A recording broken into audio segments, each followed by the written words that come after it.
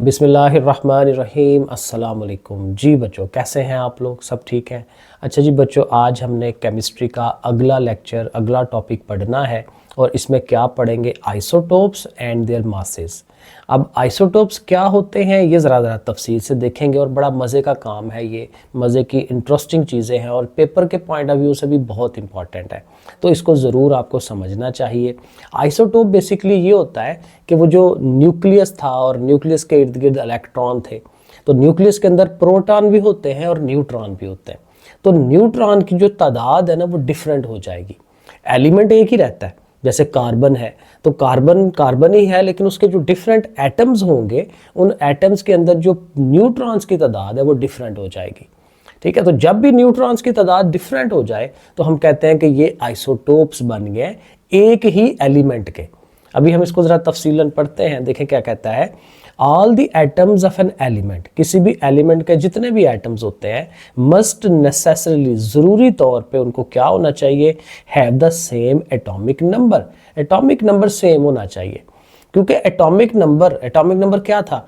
Proton या electron की तादाद, ये सेम रहते हैं। इलेक्ट्रॉन खासकर या ज़हन में रखें, क्योंकि इलेक्ट्रॉन सेम होंगे तो वो एक चीज़ बनती है। जैसे लोहा है ना, तो लोहे के जितने भी एटम्स होंगे उनमें इलेक्ट्रॉन कभी भी डिफरेंट नहीं होंगे, सेम इलेक्ट्रॉन रहेंगे, सेम उसकी इलेक्ट्रॉनिक कन्फिगरेशन रहेगी। क्योंकि जो ही इलेक्ट्रॉन चेंज होते हैं, एक जायद हो जाता है, तो फिर वो कई नई चीज़ बन जाती है। ये अल्लाह ताला ने एक ख़ास प्रॉपर्टी रखी है हर चीज़ की। जैसे ऑक्सीजन है तो ऑक्सीजन के जो एटम है उसमें बाहर इलेक्ट्रॉन्स जो होते हैं वो 8 होते हैं। अगर 9 इलेक्ट्रॉन हो जाएंगे तो कोई और चीज़ बन जाएगी, 10 होंगे कुछ और चीज़ बन जाएगी। तो इस तरह इलेक्ट्रॉनों के चेंज होने से उनकी जो केमिकल प्रॉपर्टीज़ हैं वो चेंज हो जाती हैं। तो इसलिए ये ध्यान रखना है, तो वो सेम रहने चाहिए। लेकिन क्या होगा कि उनका जो मास नंबर है, जहाँ पे न्यूट्रॉन्स होते हैं, वो चेंज हो सकता है। तो ये वो बात कर रहा है कि सेम एटॉमिक नंबर सबका होना चाहिए, but their mass number may very. Mass number जो है वो चेंज हो सकता है, यानी कि लाजमी हो सकता है। मे का लफ्ज़ यूज़ कर रहा है। मे वेरी, चेंज कर सकता है, डिपेंडिंग अपॉन, किस पे डिपेंड करेगा? Upon the number of neutrons present in the nucleus, कि न्यूक्लियस के अंदर न्यूट्रॉन्स कितने हैं। न्यूट्रॉन्स चेंज हो जाएंगे तो मास नंबर चेंज हो जाएगा, क्योंकि मास नंबर कैसे बनता है? प्रोटॉन्स और न्यूट्रॉन्स को मिला के। ठीक है, तो प्रोटॉन तो सेम है, क्योंकि प्रोटॉन और इलेक्ट्रॉन ने सेम रहना होता है। तो फिर चेंज किसने होना? न्यूट्रॉन्स ने। तो न्यूट्रॉन के चेंज होने का इफेक्ट जो है वो हम यहाँ पे देख रहे हैं। अब यहाँ से डेफिनेशन आती है, ये जो मैंने ब्रैकेट में किया ये सारा आपको याद करना है, क्योंकि इसमें शुरू में डेफिनेशन है और साथ उसकी एग्जाम्पल्स हैं, ये लाजमी याद करिएगा। Atoms of the same element, अब ये डेफिनेशन आ रही है, एक ही एलिमेंट के जो एटम्स हैं, having different number of neutrons, लेकिन उनके अंदर न्यूट्रॉन्स की तादाद डिफरेंट हो जाए, इन देयर न्यूक्लियाई, ज़ाहिर न्यूक्लियस के अंदर ही होगा ना, सेंटर के अंदर, आर कॉल्ड आइसोटोप्स। इनको हम आइसोटोप्स कहते हैं।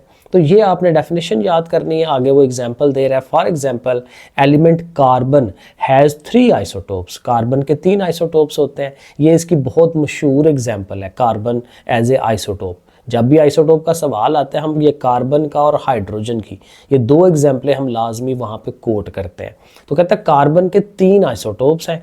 ठीक है, as its atom has 6, 7 and 8 neutrons.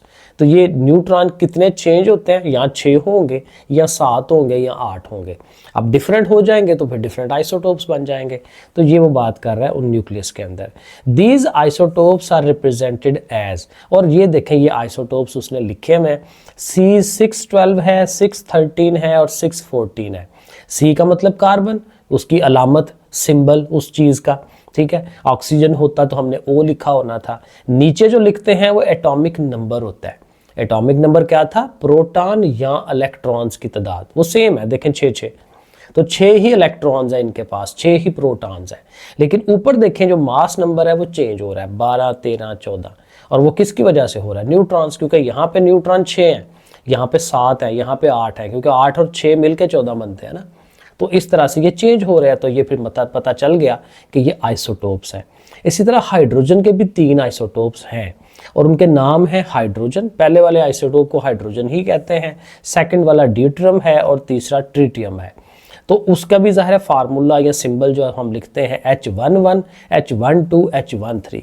One one का मतलब ये है कि इसका जो न्यूक्लियस है वहाँ पे न्यूट्रॉन है ही नहीं, क्योंकि देखें ना जो एटॉमिक नंबर है वो 1 है और मास नंबर भी 1 है। तो जब दोनों सेम है इसका मतलब जितने इलेक्ट्रॉन बाहर हैं उतने ही प्रोटॉन अंदर है, न्यूट्रॉन है ही नहीं है। ठीक है, तो वो इसी तरह से यहाँ पे एक न्यूट्रॉन है, यहाँ पे 2 न्यूट्रॉन्स हैं। तो बहरहाल ये 2 डेफिनेशन और 2 उसकी एग्जांपल्स, ये ज़रूर आपने तैयार करना है। आगे कहते हैं जी hydrogen H11 is the only atom, कहता है ये सिर्फ एक ही एटम है हाइड्रोजन का H11 वाला which does not have a neutron, जिसमें न्यूट्रॉन नहीं होता।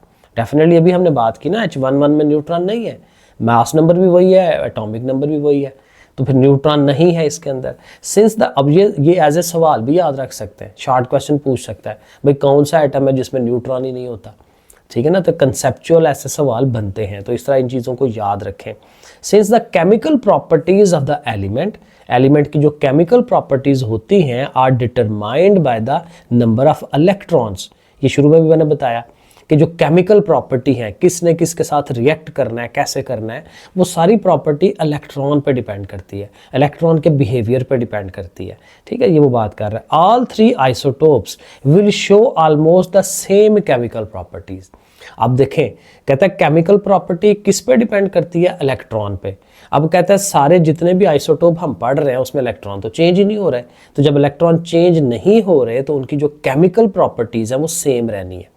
सारे जो तीनों आइसोटोप्स हैं, कार्बन के भी और हाइड्रोजन के भी, तीनों आइसोटोप्स की केमिकल प्रॉपर्टीज़ में कोई चेंज नहीं है, लेकिन उनकी जो फिजिकल प्रॉपर्टीज़ हैं वो चेंज हो जाएंगी, वो आगे बताएगा। ठीक है, all 3 isotope will show almost the same chemical behaviour, same behaviour होगा उनका, although their physical properties may be different, physical properties different हो सकती हैं।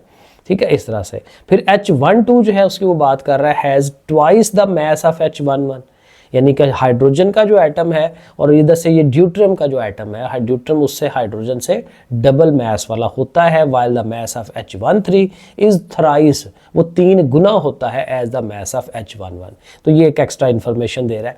और जाहिर है कि ये मास क्यों बढ़ रहा है, न्यूट्रॉन के आने की वजह से, क्योंकि आप शुरू में भी पढ़ा था कि जो ज़्यादातर मास होता है वो सेंटर में होता है, न्यूक्लियस में, और न्यूक्लियस में प्रोटॉन होता है या न्यूट्रॉन, तो एक और न्यूट्रॉन आता जाएगा तो वो उसका मास जो है वो बढ़ता चला जाएगा। Similarly the mass of 3 different isotopes of carbon are different, और कार्बन का भी कहता है कि वो उनका मास डिफरेंट होता जाएगा आइसोटोप्स का, क्योंकि उसमें न्यूट्रॉन्स बढ़ते जा रहे हैं, ज़्यादा होते जाते हैं। तो ये उसने हाइड्रोजन के जो आइसोटोप्स हैं वो भी तीनों बनाए हुए हैं, और कार्बन के भी तीनों आइसोटोप्स की जो इलेक्ट्रॉनिक कन्फिग्रेशन है वो बनाई हुई है। ये ज़ाहिर है H11 है, देखें प्रोटॉन भी अंदर एक है, बाहर इलेक्ट्रॉन भी एक है। यहाँ प्रोटॉन के साथ देखें न्यूट्रॉन आ गया, ड्यूट्रियम की बात कर रहा है। ठीक है ना, ड्यूट्रियम, तो ड्यूट्रियम में एक प्रोटॉन एक न्यूट्रॉन, तो उसका मास नंबर देखें 2 बन गया, लेकिन बाहर इलेक्ट्रॉन एक है, प्रोटॉन भी एक है, तो उसका जो एटॉमिक नंबर है वो 1 रहेगा। इसी तरह यहाँ पे भी एटॉमिक नंबर सेम है, लेकिन अब न्यूट्रॉन 2 हो गए तो मास नंबर 3 हो जाएगा, 1 और 2 मिलके 3, क्योंकि मास नंबर सेंटर से मिलके बनता है। यही चीज़ जो है वो यहाँ पे है, देखें 6 6 6 7 6 8, न्यूट्रॉन 8 हो गए हैं, 7 हो गए हैं, 6 हो गए हैं, और बाहर इलेक्ट्रॉन 6 चाहिए हर दफ़ा। ठीक है ना, तो ये इनकी एक ओवरऑल जो इलेक्ट्रॉनिक कन्फिग्रेशन है वो हमें बता रहा है। नीचे उसने एक एक्सरसाइज दी हुई है कि why isotopes of an element show same chemical properties while their physical properties are different. तो ये भी हमने ये ऊपर पढ़ा ना कि केमिकल प्रॉपर्टीज सेम क्यों रहती हैं आइसोटोप्स की, वो इस वजह से कि उनके इलेक्ट्रॉन सेम रहते हैं। जब इलेक्ट्रॉन, यही आपने आंसर देना है कि चूंकि इलेक्ट्रॉन उनके सेम है, सेम तादाद है, और केमिकल प्रॉपर्टी डिपेंड ही इलेक्ट्रॉन्स पे करती है, तो इस वजह से इनका केमिकल बिहेवियर सेम रहता है। लेकिन जो उनका फिजिकल बिहेवियर है, फिजिकल जो प्रॉपर्टीज़ हैं, वो डिपेंड करती हैं न्यूक्लियस के ऊपर, मास नंबर के ऊपर, कि उसमें न्यूट्रॉन और प्रोटॉन कितने हैं। तो वो चूँकि चेंज हो रहा है, तो इसलिए उनकी जो फिजिकल प्रॉपर्टीज़ हैं वो चेंज हो जाती हैं। तो ये हम इसका आंसर इस तरह से दे सकते हैं। तो ये तो हो गया आइसोटोप्स का बेसिक चीज़। अब आइसोटोप से आगे चलेंगे radio active isotopes. Radio active ये होता है कि कुछ आइसोटोप्स ऐसे हैं कि जो मुसलसल शुआएं खारिज करते रहते हैं, उनके अंदर से लाइट जो है वो निकलती रहती है, इनको हम रेडियो एक्टिव कहते हैं। अल्फा बीटा गामा रेज होती हैं, ठीक है, उनकी भी आगे कैटेगरीज हमने बनाई हुई है। तो isotopes of the same element do not have the same physical properties. अब अभी हमने यही बात की थी कि फिजिकल प्रॉपर्टीज चेंज हो जाती हैं आइसोटोप्स की। सेवरल अब ज़ाहिर है ये भी याद करने वाली चीज़ है, ब्रैकेट में किया मैंने। Several isotopes of the same element, एक ही एलिमेंट के जितने भी आइसोटोप्स होते हैं, exist whose nuclei are unstable. यानी कहते हैं कई आइसोटोप्स ऐसे होते हैं जिनका जो न्यूक्लियस है वो अनस्टेबल है। स्टेबल ये है कि बस वो रुक गया, पुरसकून हो गया, अब उसमें चेंज नहीं आ रही। ठीक है, न्यूक्लियस में चेंज नहीं आ रही, जो न्यूट्रॉन्स की तादाद है प्रोटॉन्स की वो स्टेबल हो गई है, बैठ गई है, वो उसमें चेंज नहीं आ रही। ठीक है, अनस्टेबल, अनस्टेबल का मतलब कि वो उनमें मुसलसल चेंज आती जा रही है, न्यूट्रॉन या आ रहे हैं या जा रहे होते हैं, मोस्टली निकल रहे होते हैं, इसलिए निकलेंगे तो वो शुआएं बनेंगी ना। दे एमिट एक्सेस एनर्जी, तो उनके अंदर जो अनस्टेबिलिटी है ना, तो अनस्टेबिलिटी अपने आप को स्टेबल करने के लिए जो एक्स्ट्रा एनर्जी है उसको वो निकाल देते हैं। जैसे बच्चे अनस्टेबल होते हैं, क्लास में उनको थका दें तो सुकून से बैठ जाएंगे, जो एक्स्ट्रा एनर्जी है वो निकाल दें। तो जब तक वो अनस्टेबल हैं तब तक उनके अंदर एक्स्ट्रा एनर्जी है, एक्स्ट्रा एनर्जी अगर वो निकाल देंगे तो वो स्टेबल होने की तरफ जाएंगे। दे एमिट एक्सेस एनर्जी, जायद एनर्जी को निकाल देंगे in the form of radiations. हाली शुआएं नहीं, इनको रेडिएशंस कहते हैं, और ये नुकसानदेह भी हो सकती हैं। और जो मैडम क्यूरी थी जिनको नोबेल प्राइज़ मिला था, उन्होंने ये रेडियो एक्टिविटी पे ही काम किया था और वो फौत हो गई थी इसी वजह से, रेडिएशंस के। वो जैसे एटम बम चलता है तो रेडिएशंस कहते हैं निकलती हैं, और वो इंसानों के लिए नुकसानदेह होती हैं, जानदारों के लिए। तो रेडिएशंस उनमें से निकलती हैं। This process of emission of radiation, तो कहते हैं ये जो अमल है रेडिएशंस को निकालने का, शुआओं को निकालने का, इज कॉल्ड रेडियो एक्टिविटी। अब रेडियो एक्टिविटी की ये डेफिनेशन है, this process of emission of radiation is called radio activity. ठीक है, एंड द आइसोटोप्स, और वो आइसोटोप्स विच एमिट एनर्जी, जो एनर्जी निकालते हैं, is called radioactive isotopes. यानी जब वो पूछे जी रेडियो एक्टिव आइसोटोप्स क्या हैं, तो आपने कहना है वो आइसोटोप्स जो एनर्जी एमिट करते हैं in the form of radiations, उनको हम रेडियो एक्टिव आइसोटोप्स कहते हैं। ट्रिटियम 13, अब उनकी ज़्यादा एग्जांपल्स में आ रहा है कि ट्रिटियम 13 जो है हाइड्रोजन वाला, is a radioactive isotope, ये रेडियो एक्टिव है, अनस्टेबल होगा। And the other two isotopes जो हैं, दूसरे जो ड्यूट्रम और H11 जो है isotope the hydrogen, are stable, वो स्टेबल है, उनके अंदर अनस्टेबिलिटी नहीं है, उनमें से एनर्जी नहीं निकल रही, तो वो रेडियो एक्टिव नहीं है। And do not emit any radiation. ठीक है, तो ये हमें इंफॉर्मेशन मिल गई कि हाइड्रोजन के जो तीनों हैं उनमें से थर्ड वाला जो है ट्रिटियम, वो रेडियो एक्टिव है। When a radio active element emit radiation, जब ज़ाहिर है इसमें से एनर्जी निकलती है, रेडिएशंस निकलती हैं, इसको हम कहते हैं ताबकारी शुआएं, उर्दू में हम ये पढ़ते हैं ताबकारी शुआएं। It is transformed into another chemical, कहते हैं जब ये इसमें से रेडिएशंस निकलती हैं तो वो रेडिएशन बेसिकली क्या है, न्यूट्रॉन्स निकल रहे होते हैं। ठीक है, तो जब वो न्यूट्रॉन्स निकलते हैं तो जो न्यूक्लियस है वो अनस्टेबल होता है, तो फिर अपने आप को स्टेबल करने के लिए निकल गया ना, तो जो पीछे रह जाता है वो स्टेबल होगा और कमी आ जाएगी उनमें।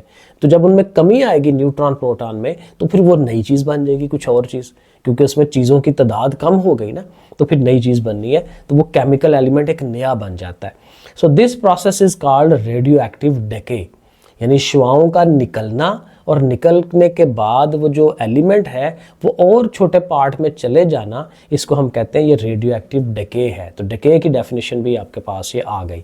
दिस न्यू एलिमेंट, अब ये कहता है जब नया जो चीज़ इससे बनी है, मे बी स्टेबल, वो स्टेबल भी हो सकती है, और मे बी रेडियो एक्टिव, क्योंकि स्टेबल होते होते टाइम लगता है।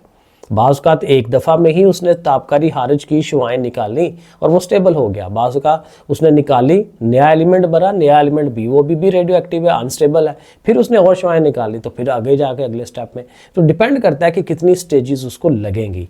ठीक है, तो ये वो बात बता रहा है। और ये नीचे उसने यूरेनियम की डेफिनेशन या यूरेनियम की जो एग्जाम्पल है वो हमें दी है कि यूरेनियम का फार्मूला है U92-238। ये वो एलिमेंट है जिससे हम एटम बम और वो जो एटॉमिक उसमें से एनर्जी जो है वो निकाल रहे होते हैं। यूरेनियम बहुत ज़्यादा ये यूज़ होता है एनर्जी की निकालने के लिए। बिजली घर, एटॉमिक बिजली घर बनाया जाता है इससे, कराची में भी है ये। ठीक है, और एटम बम भी ज़ाहिर है इसी से बनते हैं। तो यूरेनियम है U92-238, ये इसका एटॉमिक नंबर, ये उसका मास नंबर, और इसमें से रेडिएशंस निकलेंगी, एनर्जी निकलेगी, और एनर्जी निकलने के बाद देखें अब एटॉमिक नंबर 92 था, अब 90 हो गया। ठीक है, तो 90 होने का मतलब उसमें प्रोटॉन भी कम हो गए हैं, इलेक्ट्रॉन भी कम हो गए हैं, और साथ 238 मास नंबर है, तो मास नंबर उसका न्यूट्रॉन भी कम हो गया। तो चीज़ें निकली हैं, जब तक अपने आप को वो स्टेबल नहीं करेगा। तो पहले वो यूरेनियम था, तो U9234 ये है, ये थोरियम बन जाता है, उससे नीचे वाला जो एलिमेंट है वो बन जाएगा उसमें। ठीक है, अब साथ वो कह रहे हैं कि ये थोरियम बना है ये भी अनस्टेबल है। ठीक है, unstable and further disintegrate to give Pa, ये क्या है, प्रोटेक्टिनियम है। तो फर्दर और एनर्जी निकालेगा, तो फिर ये Pa91 पे जाके फिर वहाँ उसने स्टेबल होना है। ठीक है, तो ये थोरियम भी आगे से देखें एनर्जी निकाल रहा है और यहाँ बन रहा है। और ये बिस्मिथ भी एक एलिमेंट है जो कि वो भी रेडियो एक्टिव है, और निकालने के बाद देखें 83 से कमी आती है उसके अंदर, 83 से 81, 210 से 206, और ये क्या बन गया, थेलियम। तो थेलियम जो है ये अब आगे से स्टेबल हो गया। तो ये आपको एग्जाम्पल्स बता रहा है कि ये वाली, तो ये भी आपने याद करनी है कि किस तरह से वो रेडियो एक्टिविटी निकलती है, रेडिएशंस निकलती हैं, और पीछे से फिर वो स्टेबिलिटी में आ जाता है एलिमेंट। यहाँ एक इंटरेस्टिंग इन्फॉर्मेशन है, एवरी ईयर, हर साल, our body replaces about 98% of its atoms. देखें, पिछले किसी लेक्चर में मैंने बताया होगा कि हम जो जितने जानदार हैं ना, लिविंग थिंग्स हैं, उनकी जो बॉडी है वो बेसिक, अगर वेरी बेस पे आप जाएंगे तो वो एटम्स हैं।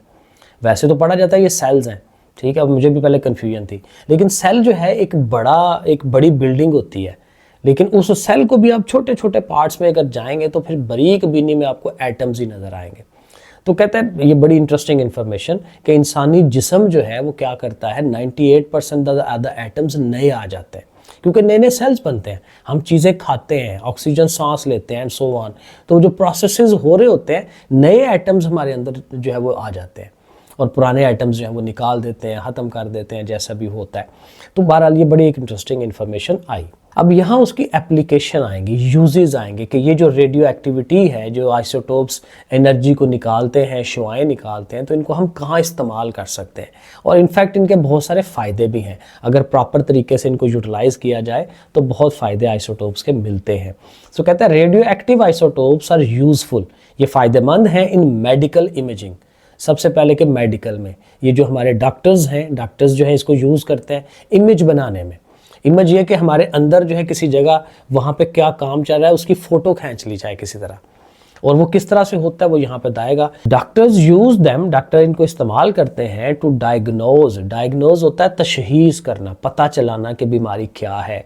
द डिजीज, ज़ाहिर है बीमारी को डायग्नोज करना है बाय इंजेक्टिंग, क्या करेंगे, इंजेक्ट करेंगे, डाल देंगे इंसान के अंदर, द पेशेंट, ज़ाहिर है जो मरीज़ है, with a small amount of radio active fluid, थोड़ी सी मिकदार में, टीके के साथ या जैसे भी करते होंगे, अब हमें नहीं पता।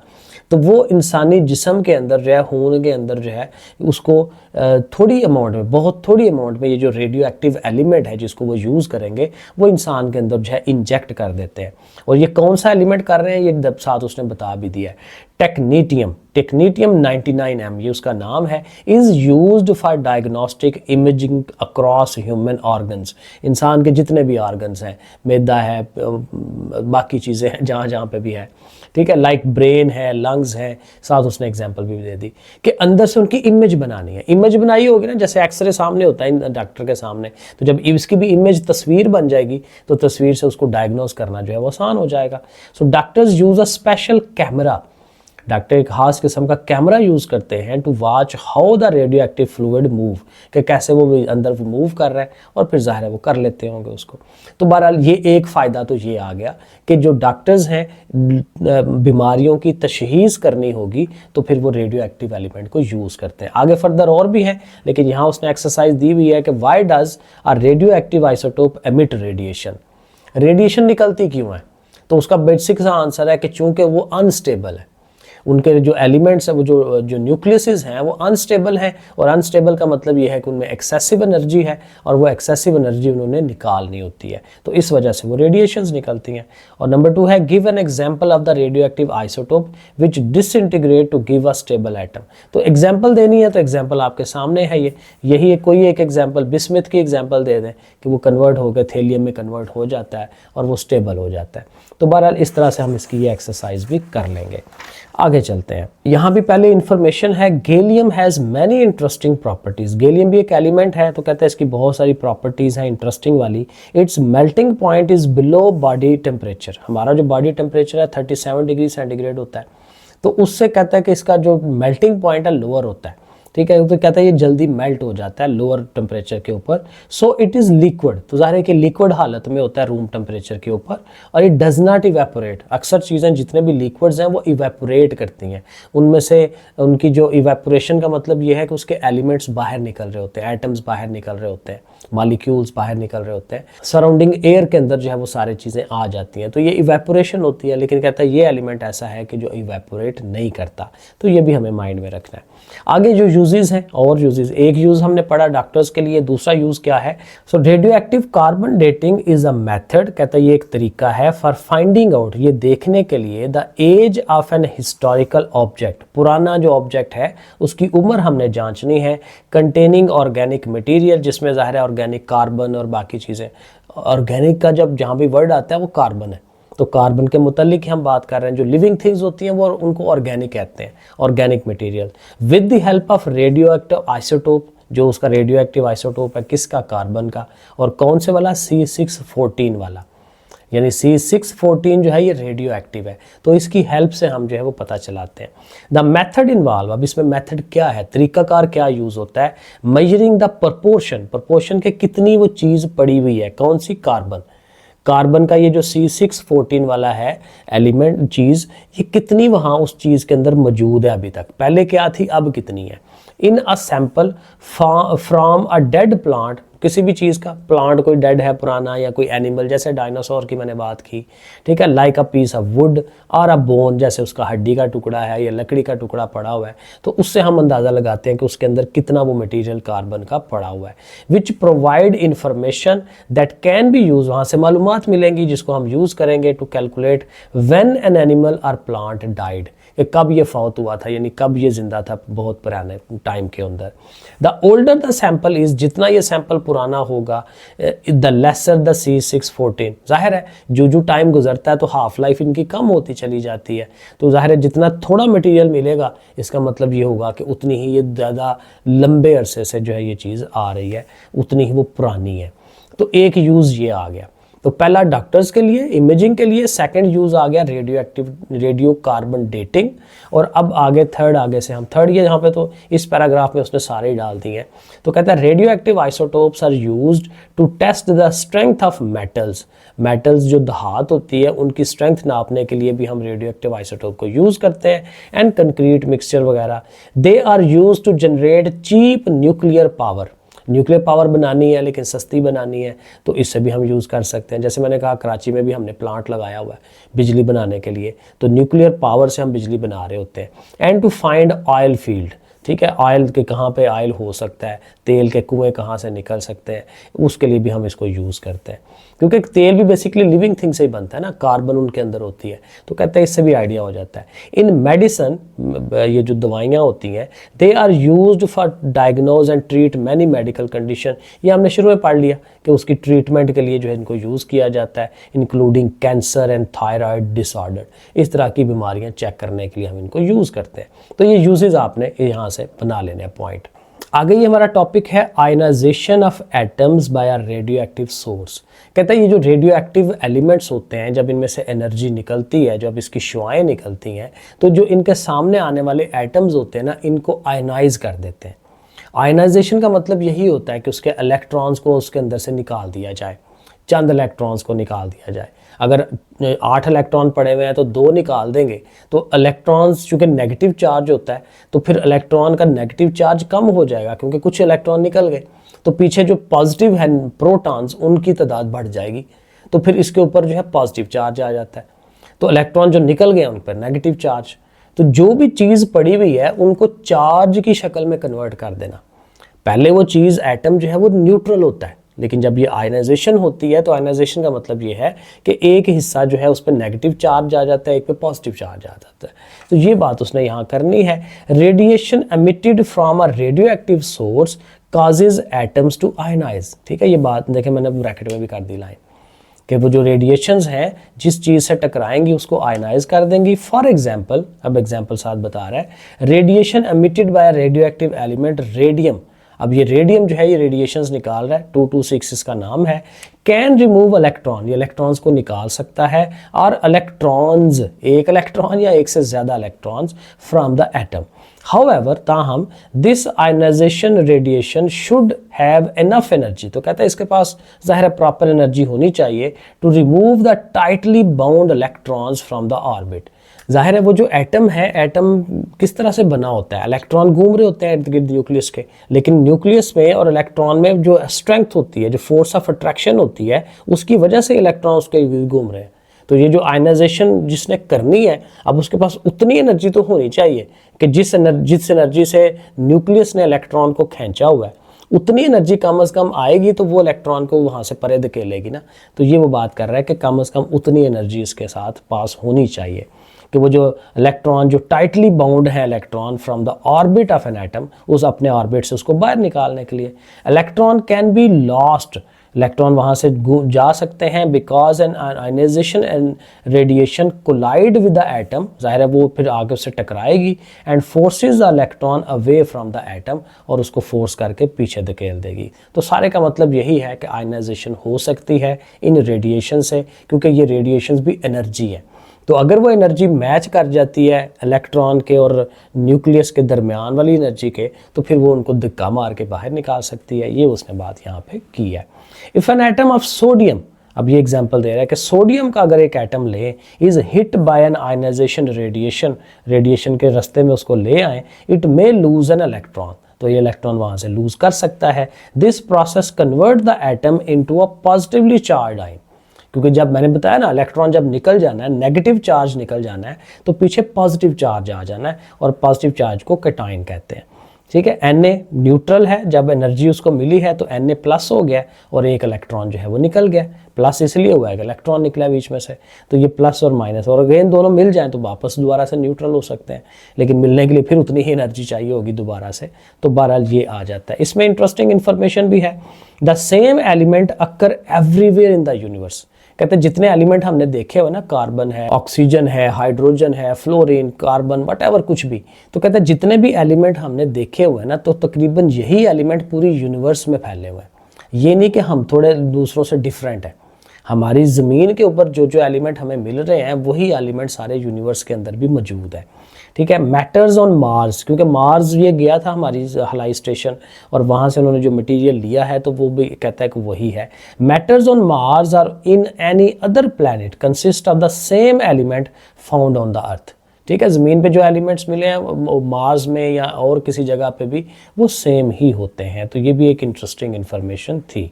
आगे चलें जी, आगे हमारा टॉपिक है रिलेटिव एटॉमिक मास। अब ये जो रिलेटिव एटॉमिक मास है, ये बेसिकली किसी भी एलिमेंट के मास को मेजर करने का एक तरीका है। कहते हैं कि वो मेजर तो करना है मास आपने हर डिफरेंट एलिमेंट के मासेस को, लेकिन ये है कि वो कैसे मेजर करेंगे, कोई एक स्टैंडर्ड होना चाहिए।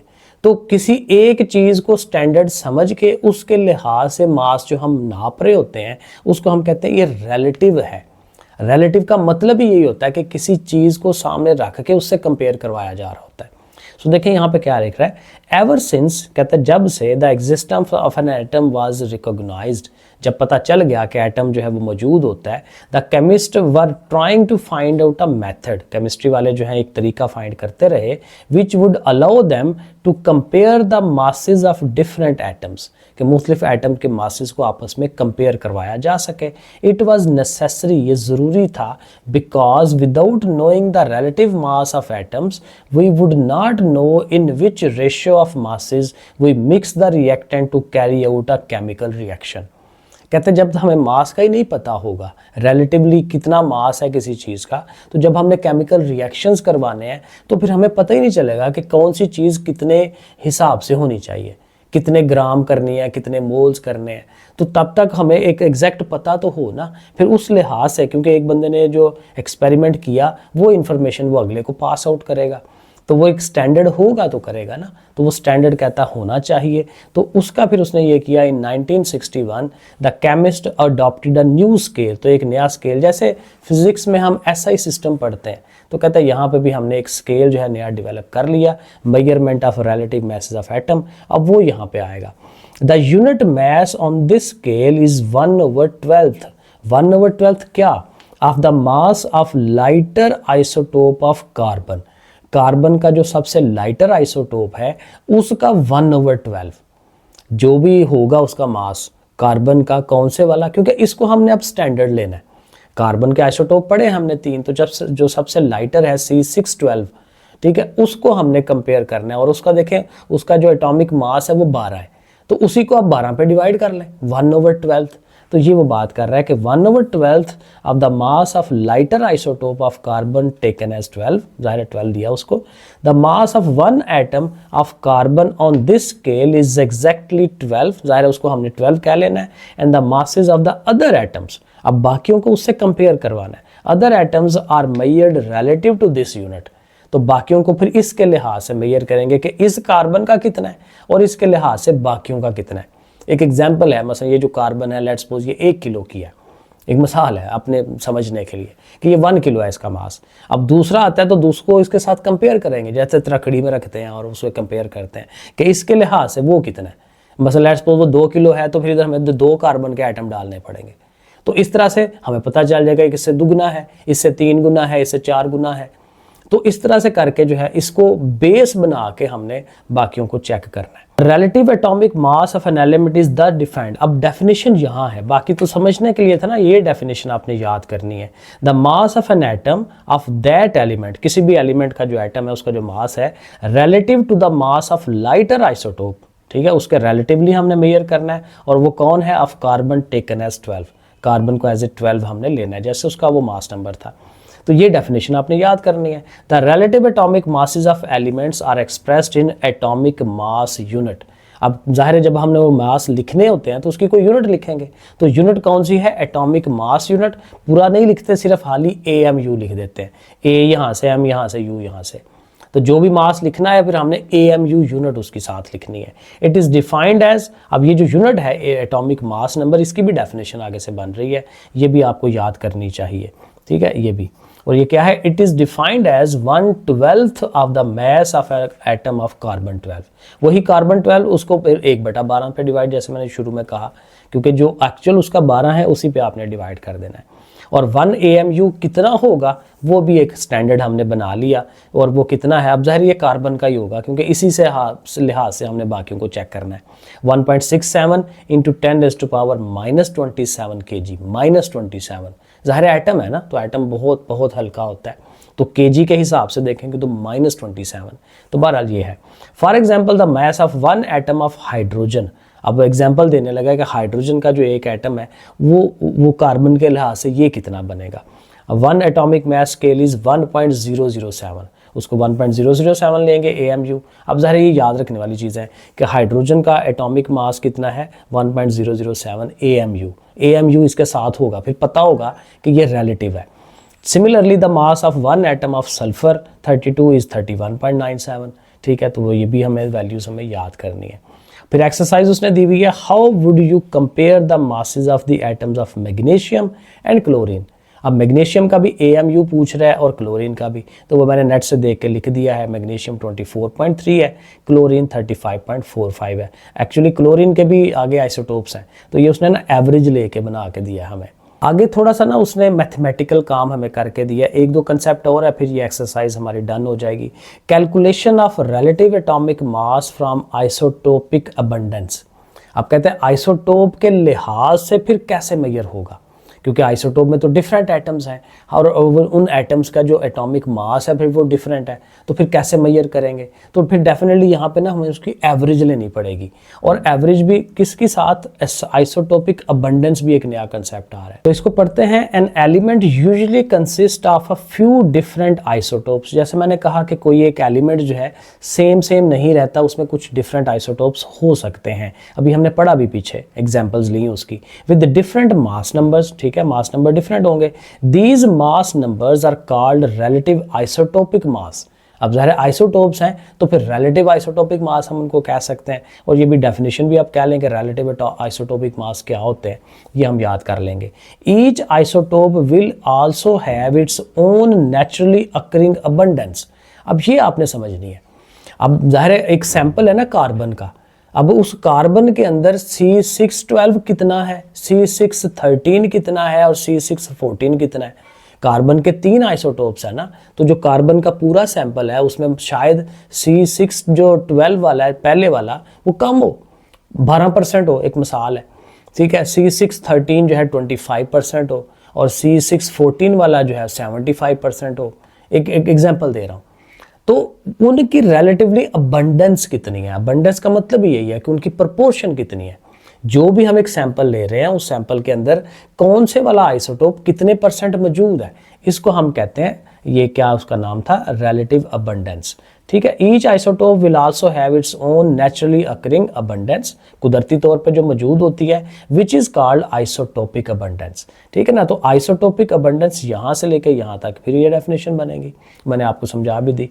Relative atomic mass of an element, अब फिर वापस अपने उसी पे आ जाते हैं AMU के ऊपर कि वो कैसे कैलकुलेट करते हैं। तो उसके लिए ये फार्मूला हमें दे रहा है, of an element can be calculated from the relative isotopic message, उनके मैसेज ले लेंगे और उनके साथ उनकी आइसोटोपिक अबंडेंस ले लेंगे, ये फार्मूला बनता है।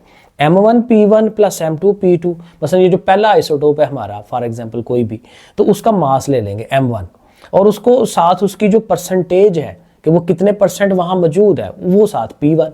इसी तरह जैसे मैंने कार्बन के कहे थे कि पहला जो है उसका मास ले लिया और उसकी 12% अबंडेंस है वो साथ मल्टीप्लाई कर ली, ठीक है। दूसरा जो है उसका अपना मास ले लिया सेकंड वाला और उसकी अबंडेंस 25% है जो भी है उससे मल्टीप्लाई, और सो ऑन ऐसे करते जाएंगे और फिर उसको फिर सारे सबको प्लस किया और 100 पे डिवाइड। तो ये फार्मूला हमें याद करना है रिलेटिव एटॉमिक मास फाइंड करने का, कहाँ से, जब हमारे पास ये आइसोटोप्स वगैरह हों और उनकी अबंडेंस भी साथ मौजूद हो। ये उसने ना बड़ी अच्छी एक एग्जांपल की हुई है, तो कहता है द एलिमेंट क्रिप्टॉन Cr जो है Kr सॉरी हैव 5 आइसोटोप्स। अब क्रिप्टॉन के कहते हैं 5 आइसोटोप्स होते हैं और उनके फिर रिलेटिव एटॉमिक मासेस भी उसने बता दिए हैं और अबंडेंस भी बता दी है। देखिए क्रिप्टॉन का जो 80 वाला है उसकी सिर्फ अबंडेंस 2% है, बहुत थोड़ी है। जो 82 वाला है 12% है, 83 वाला 12% है और आगे भी होंगे।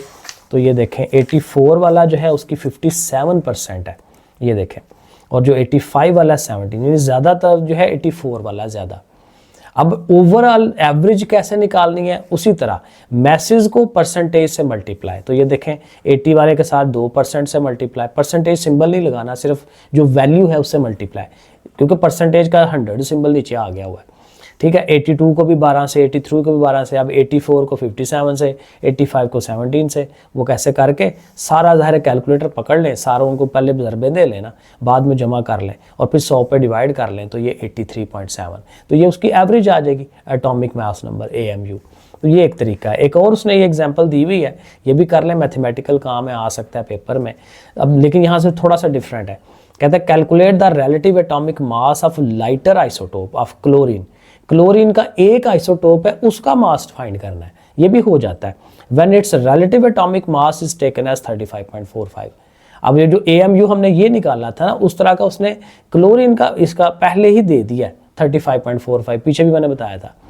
तो कहता है वो जो लाइटर आइसोटोप है वो फाइंड करके दें और साथ एक्स्ट्रा इन्फॉर्मेशन भी दी है उसने कि relative isotopic abundance of chlorine, chlorine का जो एक आइसोटोप है 37 वाला उसकी अबंडेंस 24% है।